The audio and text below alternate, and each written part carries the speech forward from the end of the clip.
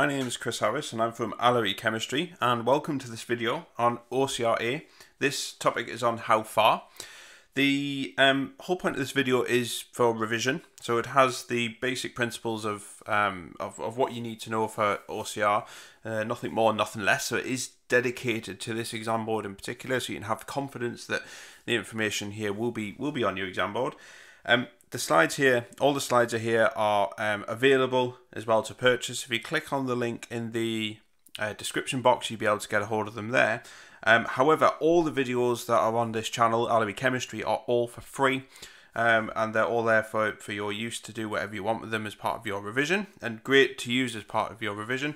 All I ask is that you subscribe to the channel just to show your support. So if you click on the subscribe button that you can see, and then you'll be able to subscribe to the channel. But like I say, that all these videos here are designed to supplement your revision, and they are specifically tailored to the exam board, and I use the specification to make sure that it's that it is relevant for you. So that's so if you are studying OCR A, then this one is perfect for you. But have a look on have a browse around Allery Chemistry. There is loads of videos on there that cover all the major exam boards in the UK.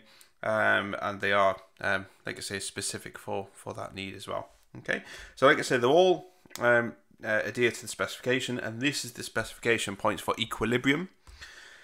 So let's start with reversible reactions. So reversible reactions are where reactions can go forwards and backwards. Okay, so pretty straightforward. They're represented by this arrow, which is a reversible arrow, and an example would be A plus B forming C plus D and vice versa. So a forward reaction initially uses up reactants very quickly. Okay, so because there's lots of them there's a high concentration of reactants. They all react with each other, and so that allows them to react well. So the reaction profile that we can show here is concentration against time. We can see it reacts very, very quickly. So the concentration of the reactants drops rapidly and then eventually just tails off towards the end there. The backwards reaction, initially the reactants are reformed slowly, but then speed up as the concentration of products increases. So you can see here that the product, or the amount of product, is rapidly being formed, and then it flattens off towards the end there. So at the rate at which the forwards reaction equals the backwards reaction, we call this a dynamic equilibrium. So it means that the concentration of each substance remains constant. So that's on that part marked on the graph there. But you should not get that confused with the amount of reactant and product, because that is not the case. So this is not the same as the amount of reactant and product. It's just the concentration of each of them is the same. There's a very stark difference, so don't get them confused. And it only occurs, dynamic equilibrium only occurs in a closed system. So that means there's no escape of the reactants or something, or an impurity entering the system. So in other words, it's basically like a beaker with a lid on. So nothing can escape and nothing can get in. So it's got that dynamic equilibrium. Okay, so we'll look at something called an equilibrium constant, which is Kc. And Kc can be worked out from the molar concentration in a reaction. So the molar values in front of each species are powers in the Kc expression. So for example, we have here 2A plus B will form 2C plus D. And in the Kc expression, as you can see here, we always put our products on the top here. So that's C and D, which is here, and then reactants, which is A and B. And you can see here with the numbers in front, this is a 2 in front of the A, so we put a 2 in front as a power to the concentration of A. So it's always with Kc, and if you can remember, the Kc expression is always a product over reactants. There we are, okay? And the square brackets mean concentration of, so anything with square brackets means concentration of A or concentration of whatever it is that's in there. Okay, so what we're going to do is use an example. So we're going to write the Kc expression and calculate the value of Kc in the following reaction. So we've got the concentration of SO2 to be 0.4 moles per dm cubed, oxygen is 0.2 moles per dm cubed, and SO3, so sulfur trioxide, is 0.8 moles per dm cubed. And here's the reaction that's stated below. So the expression is always product over reactants. So the product is SO3, and because it's got a 2 in front, we put squared on the top there. Oxygen and sulfur dioxide sits at the bottom, with sulfur dioxide having the squared function. So the calculation, we just put the numbers in really. So it's 0.8 squared divided by 0.2, 0.4 squared, and so the value of Kc for this reaction is 20. So we can write the units as well, and we do it exactly the same way as you would calculate the units for, if you've seen the video on rate, and you might have seen the rate equation, and seen the value of K, the constant K. If you have seen that video already, or if you've seen it already, then you expect to work out units for K. This is exactly the same method, except this is for Kc. So you write the units top and bottom and cancel. So invert the powers if there is more units under the line than on the top of the line, and do nothing if it's already on the top. So for example, the units here is we've got concentration of sulfur trioxide here, which is, because it's squared, we write the units of concentration twice. Moles per dm cubed, moles per dm cubed. And we have 3 lots here because we have a squared one there and a non-squared one there, so that's just 1 to the power of 1. So we write that 3 times. And then what we do is we cancel them out, top and bottom, and we have some units left over on the bottom, so we invert that and put mole to the -1 dm cubed. So we just invert everything. So that is the units there for Kc. So make sure you're comfortable with working out units. Okay, so Kc, so the equilibrium constant, this is for homogeneous systems. So Kc expression can be worked out from the molar concentration in a reaction. So homogeneous just means everything in the same state. So all of them are gases, all of them are liquids, all of them solids, etc. All aqueous, etc. So the molar values in front of each species are powers in the Kc expression, as we've seen there. So we've got products and reactants and the square brackets. So what we're going to do is we're going to write out the Kc expression for the following reaction. So we've got 2SO2 plus O2 will give 2SO3 gas. So this is a homogeneous reaction, as I said before, because all reactants are in the same state. So all reactants and products are included in the final Kc expression, because there are some instances where you have heterogeneous systems where you wouldn't put everything in. But in this case anyway, everything's going to go in. So the expression is Kc equals SO3 squared over O2 and SO2 squared. So that's your Kc expression. Pretty straightforward. Okay, so let's look at a heterogeneous one. So if you remember that one, homogeneous is much more straightforward.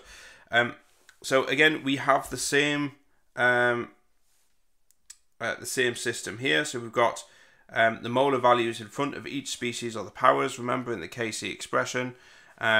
So the only difference here is that we still have products and reactants, so we still have them in the same order. So we put C and D over A, but notice that we've missed out B. And I'll come on to that in a moment. But solids, basically, so this one's a solid. These are all gases, this is a solid. Solids and pure liquids are not included in the Kc expression. This is a classic example of a heterogeneous reaction because we've got something in a different state. But anything which is solid and pure liquids are not included, so we omit them. So that's the main difference between them. So we write the Kc expression for the following reaction. This is a chemical reaction instead of a generic one we've seen before. So we've got carbon solid plus oxygen, which is gas, will form CO2 gas. Okay, so we've got this reaction going here. So this is a heterogeneous reaction. So all reactants and products are in a different state. So we don't include solids and pure liquids in the final Kc expression, and this is due to their concentrations remaining constant. So they're not affected because they're pure liquids or solids.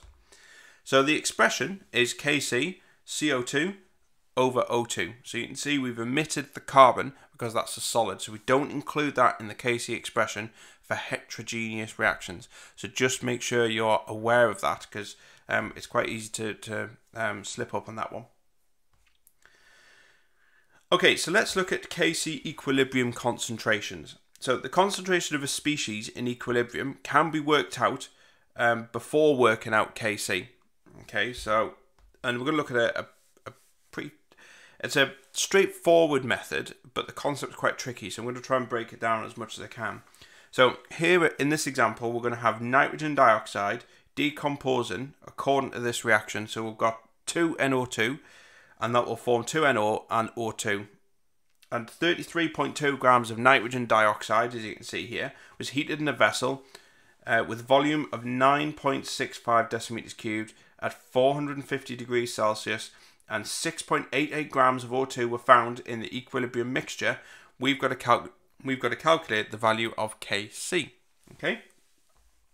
So we're going to use the acronym ICE. So I for initial moles, C for change in moles, and E for equilibrium moles. Now you might see different methods. This is a method which I personally use because again, if you see in my other videos, I like to try and keep it simple and break things down as much as I can so you can see exactly what's going on, and if you've made a mistake you can go back and check it and you can pick on it pretty quickly. So I like to structure things in things like tables and steps, etc.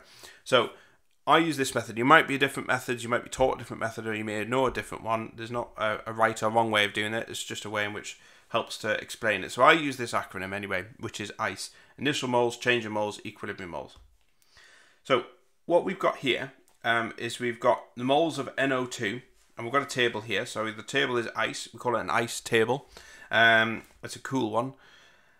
I'll carry on. Number of moles, initial charge, equilibrium, and we've got 2 lots of NO2, 2 NO, and O2. We've literally just written the equation at the top there.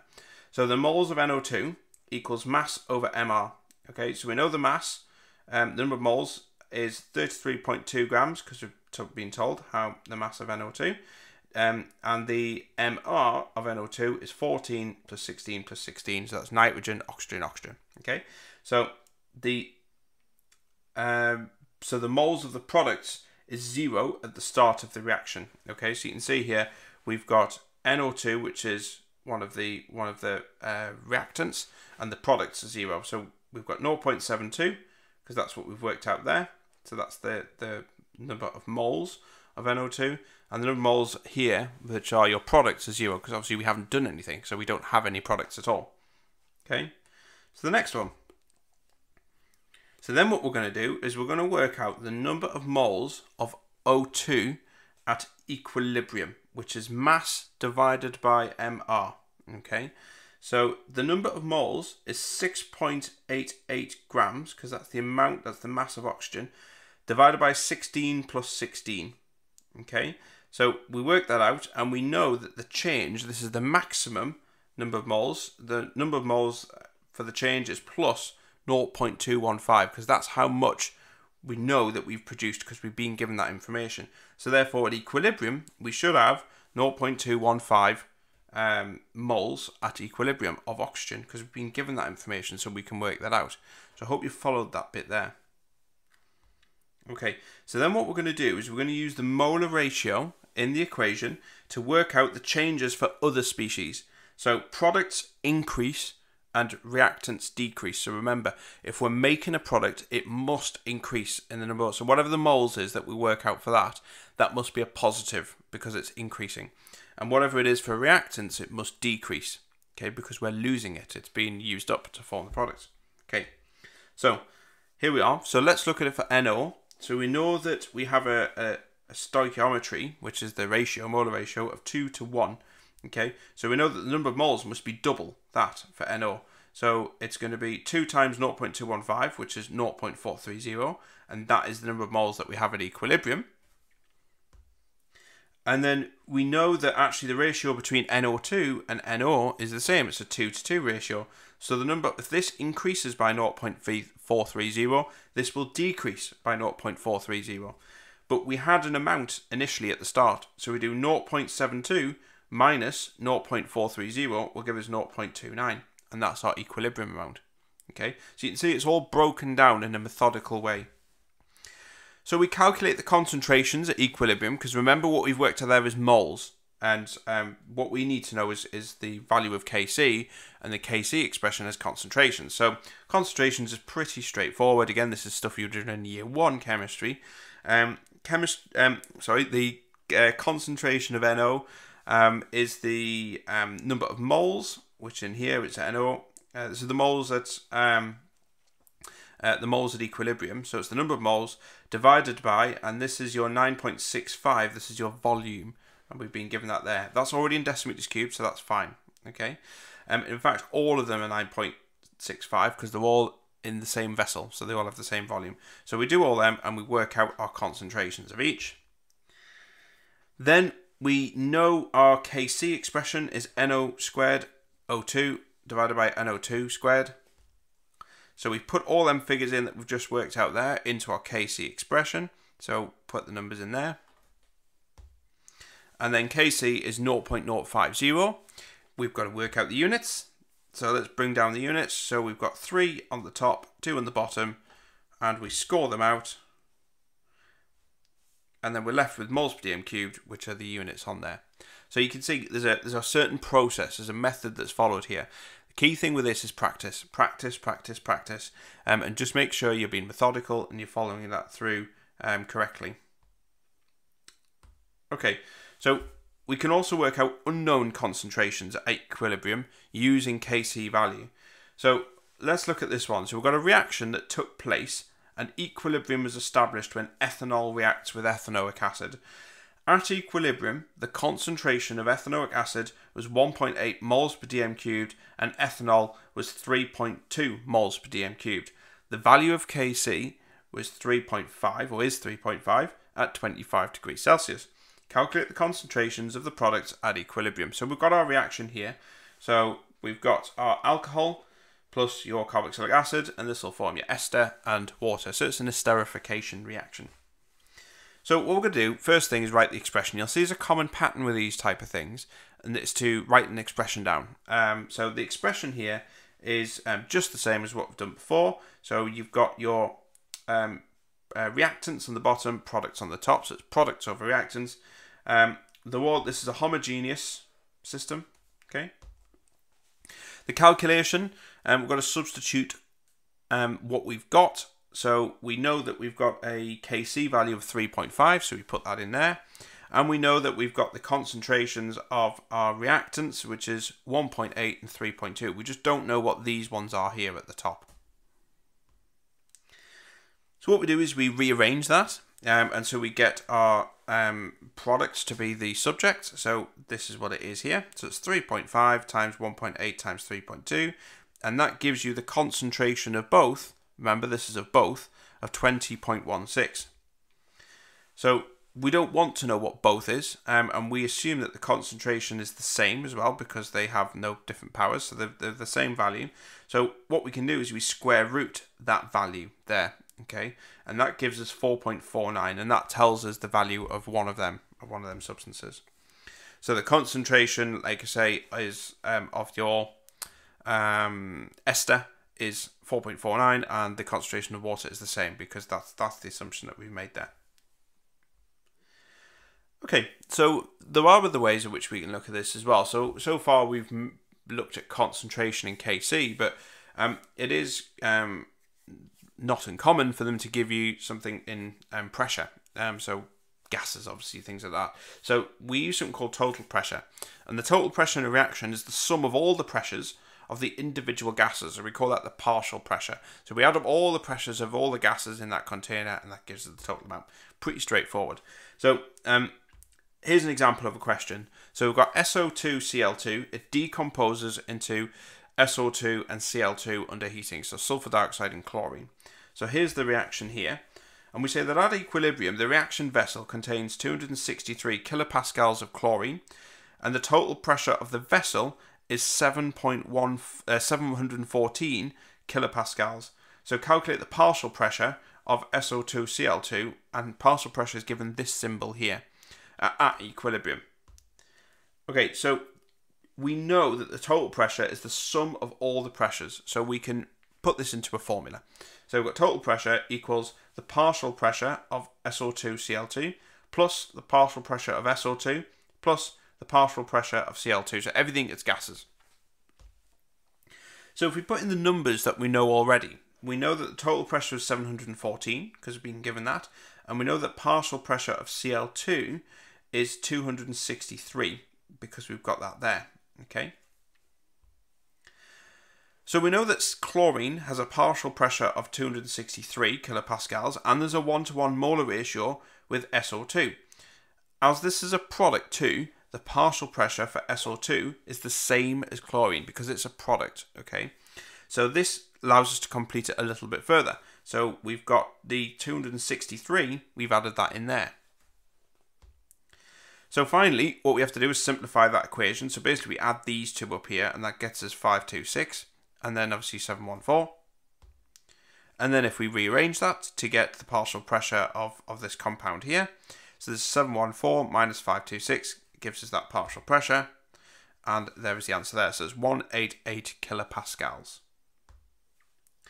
Okay, so let's look at mole fractions. So a partial pressure of a gas, as we've looked at before, is calculated by using mole fractions. So a mole fraction is the proportion or the fraction of a gas in a gas mixture.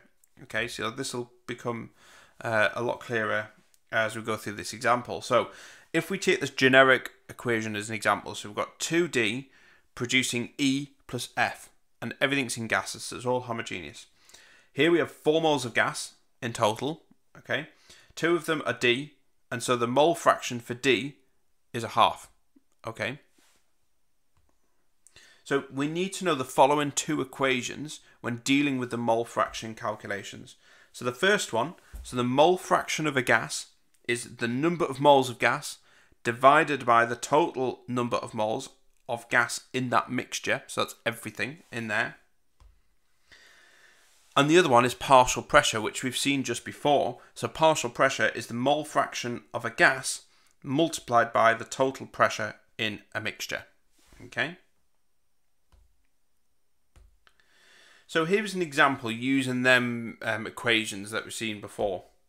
So 3 moles of SO2Cl2 is heated. The equilibrium mixture contains 1.75 moles of chlorine, and the total pressure of the whole container is 7.14 kilopascals. So what's the partial pressure of SO2Cl2 using this equilibrium reaction here? So we've got the reaction there.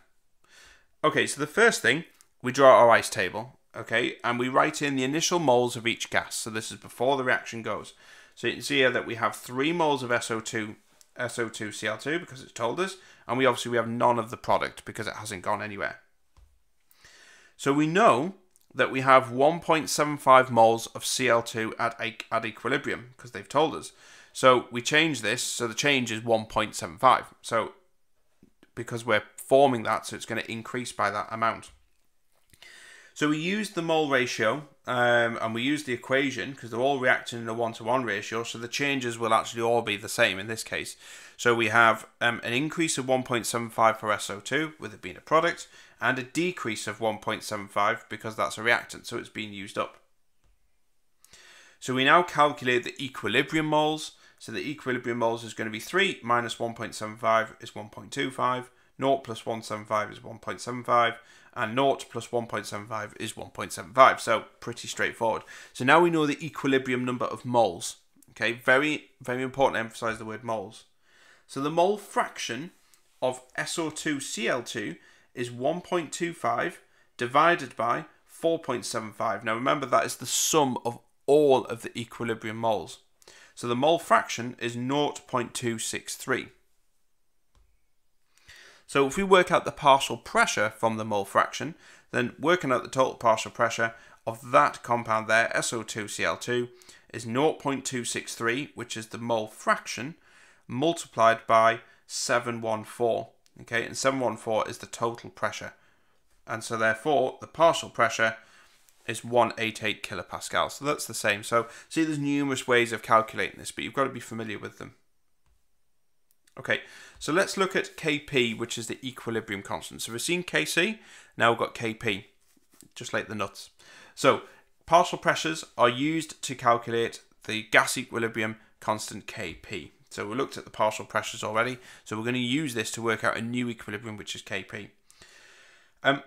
It does look familiar, like I say. There's a very similar pattern here. Kp is looking at pressures, though. That's the main difference, and so that's involving gases. And so we use partial pressures instead of concentrations, what you would use in Kc.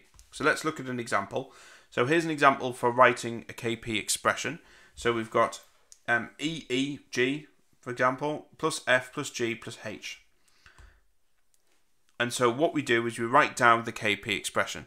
Notice it's still the case that we have the partial pressure of E, whatever the value of that would be. So this is your reactants, and it's always products at the top. It's exactly the same, and the numbers in front of these correspond to the number of the order that sits at the top. So basically the indice that sits at the top there. So let's look at an example. So we're going to find the value of Kp for the following reaction and give units. So we've got A plus B will give C plus D. So given that the partial pressures are 324 kilopascals for A, 162 kilopascals for B, 182 kilopascals for C, and 182 kilopascals for D at equilibrium. Okay, so first we have to write the Kp expression. So that's Kp equals Pc PD over PA and PB. So we've got, remember, we've got our reactants at the bottom. We've got 2A, so we put a squared on there, don't forget that. And all our products are just single, so it's PC and PD. Okay, so put the numbers in. So we know the partial pressures because we've been given them there, so we just put them into the formula. And we get a Kp value of 1.95 times 10 to the minus 3. Units, exactly the same as what you've seen for Kc. So you see there's not a massive amount of difference here. We just write them top and bottom, except instead of moles per dm cubed, we're using kilopascals because that's pressure. Same principle applies. So score them out. Sum on the bottom there. So we shift that to the top, and there's our answer, which is Kpa to the minus 1. Okay. Right. So let's look at Kp for heterogeneous equilibria. So we looked at, they're all for homogeneous equilibria. This is heterogeneous. So all the Kp examples, like I say, have all been homogeneous. And so here's an example of one that is not homogeneous. This is heterogeneous. We've got ammonium chloride here, which is a solid. We've got ammonia, which is a gas, and hydrochloric or hydrogen chloride gas, sorry, which is a gas here. So you can see it's heterogeneous because we don't have everything in the same state. So again, the only difference, exactly the same as it is for Kc, so that makes it nice and easy. We just only include gases. We don't include the solid in there, only gases. So when we're writing our Kp expression, we do Kp is the partial pressure for NH3 and HCl. So the reactant is not included because it's a solid. So it's pretty straightforward. Okay, so let's look at Le Chatelier's principle. So Le Chatelier was a bloke who developed a principle where he said, where he stated what would happen if we change the conditions to an equilibrium reaction. And this is vital because this really does help to explain or help chemists when they use this principle to work out what they do with a reaction to either produce more product or produce it at the most efficient way. So in other words, using less heat or pressure.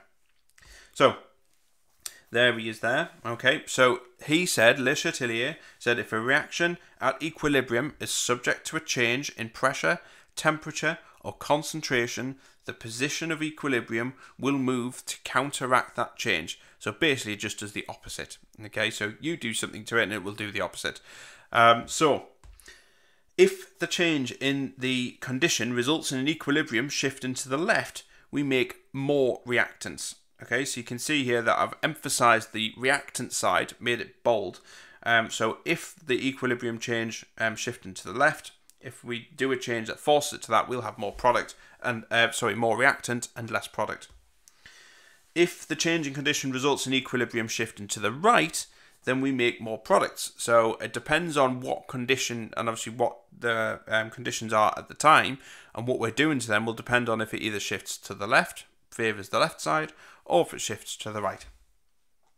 So you'll see that in play here quite a lot, so you'll get the idea. So what I've done is I've taken his principle, because it's so important, I've squeezed it up at the top of the screen there, and that'll help us remind us what he's saying and how that applies. So let's say if we increase the concentration of a reactant or product, the equilibrium will shift to try and reduce the concentration. So the opposite will happen if the concentration is decreased. So this is Le Chatelier's principle. It's trying to counteract the change. So let's have a look. All these examples, by the way, they only work in homogeneous equilibria. Okay, but that's not a problem because that's all you'll be given. So if we increase the concentration of H2, equilibrium will shift to the right to use it up and reduce the concentration, and more ammonia will be produced.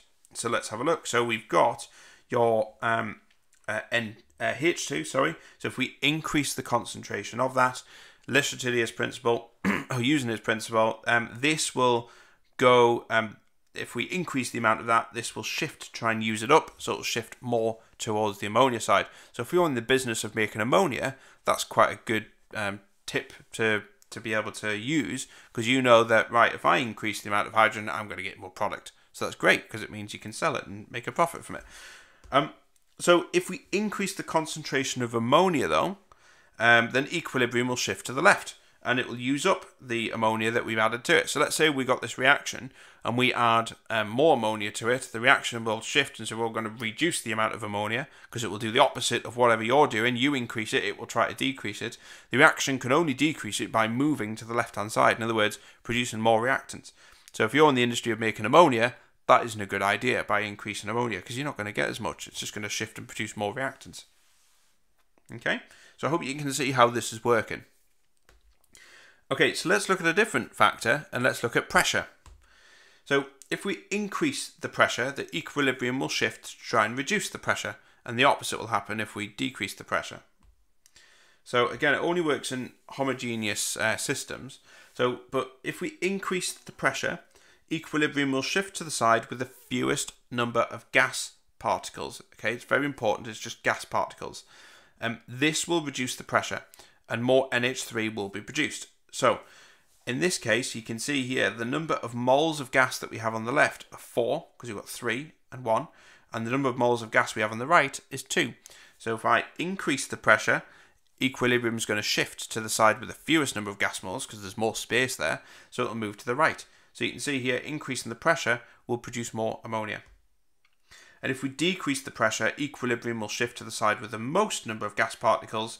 This will increase the pressure, and more N2 and H2 will be produced. So this is just exactly the same.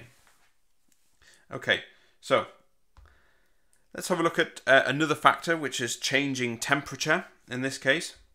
So if we increase the temperature, the equilibrium will shift to try and reduce the temperature, and the opposite will happen if the temperature is decreased. This is a little bit more tricky, so you've got to look for some more information here.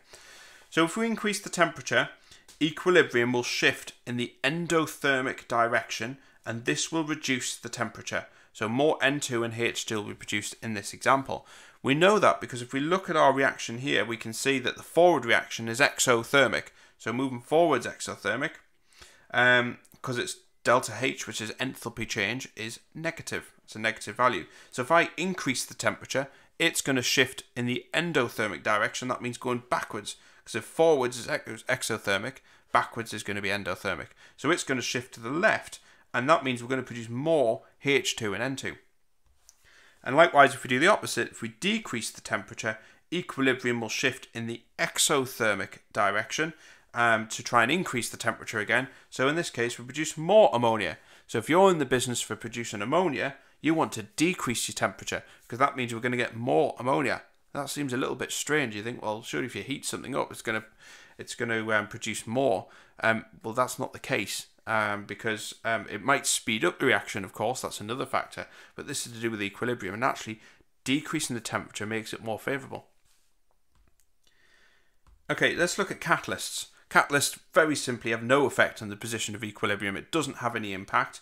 All a catalyst will do is speed up the rate at which equilibrium is established. So, like I say, it's to do with the rate of reaction. So adding a catalyst will speed up the reaction. It won't affect equilibrium, which is talking about yield. Okay, so what we also need to know is the effect of temperature, pressure, and catalysts on the value of Kp as well. Okay, so temperature. So Kp is only valid for one temperature. Okay, so a change in the temperature will change equilibrium pressures, and hence Kp will change as well. So temperature, if the temperature change causes equilibrium to shift to the right, then Kp will increase. And if the temperature change causes equilibrium to shift to the left, as we've seen before, then this will cause Kp to decrease. So you must be aware of that, the impacts of temperature on Kp. So let's look at this example. So we've got a forward reaction is exothermic and the backwards reaction is endothermic. So you can see here moving forward, exothermic because we've got a delta H that's negative, and backwards will be endothermic. So if we increase the temperature, equilibrium will shift in the endothermic direction, so that will go left, that's to oppose the change in temperature, and Kp will decrease. Okay. If we decrease the temperature in this system here, equilibrium shifts in the exothermic direction, which means it will shift to the right, and that means that Kp will increase. So you can see how that works there. So the expression is Kp, which is SO3 divided by O2 and SO2. So remember, these are our reactants, this is our product. So with the Kp expression here, the partial pressure rises, product partial pressure increases as Kp rises, and the reactant partial pressure increases as Kp drops. So you can see how that works within a fraction, the dynamics of a fraction. Okay, so in other words, if we increase this bottom value here, the value of this is going to be lower because we're dividing it by a bigger value, if you see what I mean. So it's just like a fraction. Okay, so pressure on the value of Kp. So the value of Kp is unaffected by any changes in pressure, so that's an easy one. And catalysts, adding a catalyst has no effect on the value of Kp. So remember, all a catalyst does is speeds up the forward and reverse reaction. It has no say whatsoever in the position of equilibrium. It just acts to speed things up. Okay, and so what affects the value of Kc? So we've seen Kp, this is to do with Kc now. So temperature, again, Kc is only valid at one temperature. Changing the temperature will change equilibrium conditions, and hence Kc will change as well. So very similar to Kp, if the temperature changes causes equilibrium to shift right, then Kc will increase. If the temperature change causes equilibrium to shift left, then Kc will decrease. And so this is no difference. This is just related to Kc instead. And so therefore, if we write the Kc expression, same principle applies. If the number on the bottom is bigger than the number on the top, then the value of Kc will decrease. So the principle is the same. It's just we're talking about concentrations instead of pressure instead. Concentration, the value of Kc is unaffected. And exactly the same for catalysts as well. Catalyst has no effect on the value of Kc. It just speeds up the reaction. So that's no different from the Kp. And that's it. So that's the end of the video on how far. Please subscribe to the channel. All the videos here are for free.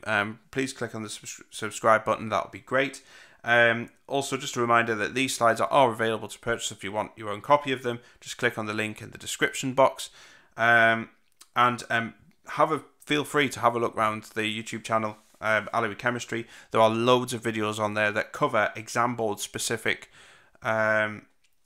topics like this, that cover all the major UK based exam boards. So please go and have a look on there. Okay, that's it. Bye bye.